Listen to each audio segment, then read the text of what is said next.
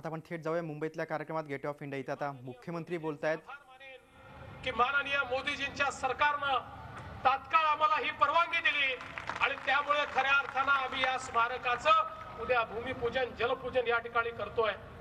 अतिशय भव्य अशा प्रकारचे स्मारक आहे। काही लोक या संदर्भात टीका करतात, काही लोक केवळ याच्यामध्ये कशी खोट काढता येईल हे बघतात। आम्ही त्याची याकरता चिंता करत नाही की प्रत्यक्ष छत्रपतींच्या काळात देखील स्वराज्याचा द्रोह करणारे लोक आम्ही बघितलेले आहेत।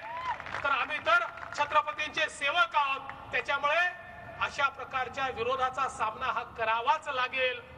पण कितीही विरोध झाला तरी छत्रपतींचं स्मारक कोणीही रोखू शकत नाही।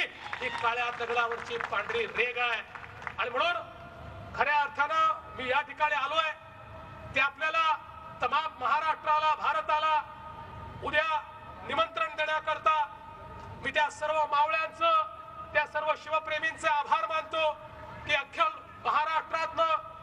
महाराष्ट्राच्या आमच्या सगळ्या नद्यातनं ज्या आमच्या जीवनदायिनी आहेत अशा सर्व पवित्र नद्यांचं पाणी आमच्या सर्व किल्ल्यांची माती ही या ठिकाणी एकत्रित करून त्यांनी आणली आणि खऱ्या अर्थानं छत्रपतींकरता संपूर्ण महाराष्ट्र एकवटण्याचं काम, महाराष्ट्राचं सांस्कृतिक ऐक्य हे या ठिकाणी अरबी समुद्रामध्ये या पाण्याच्या माध्यमातून या किल्ल्यांच्या मातीच्या माध्यमातून उद्या त्या ठिकाणी निश्चितपणे पोहोचणार आहे आणि म्हणून ते सर्व अभिनंदनास पात्र आहे। मी त्यांचे आभार मानतो की ज्यांनी हा उत्सव या ठिकाणी साजरा केला।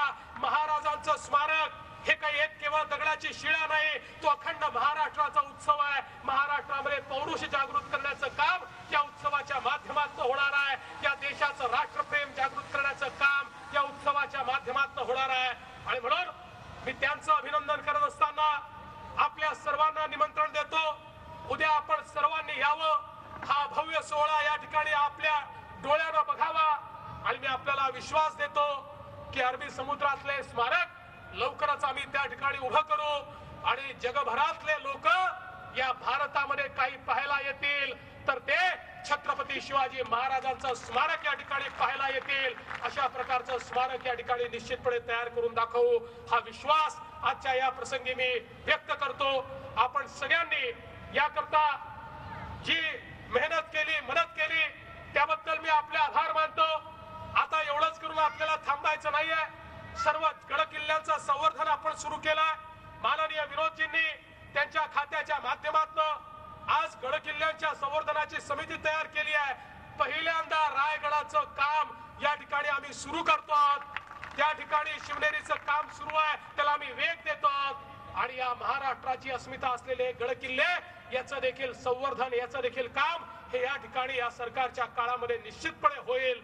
आमची अस्मिता, आमचं पौरुष, आमचं शौर्य या सगळ्याची मानकं ही निश्चितपणे आम्ही पुन्हा एकदा प्रस्थापित करून दाखवू, कारण छत्रपतींच्या आशीर्वादानं ही सत्ता आम्हाला मिळाली आहे आणि त्यांच्याच आशीर्वादानं ही सत्ता आम्हाला चालवायची आहे।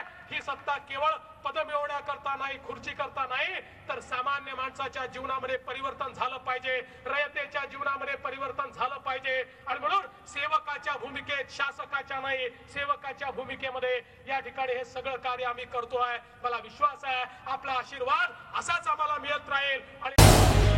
झी 24 तास रहा एक पाऊल पुढे।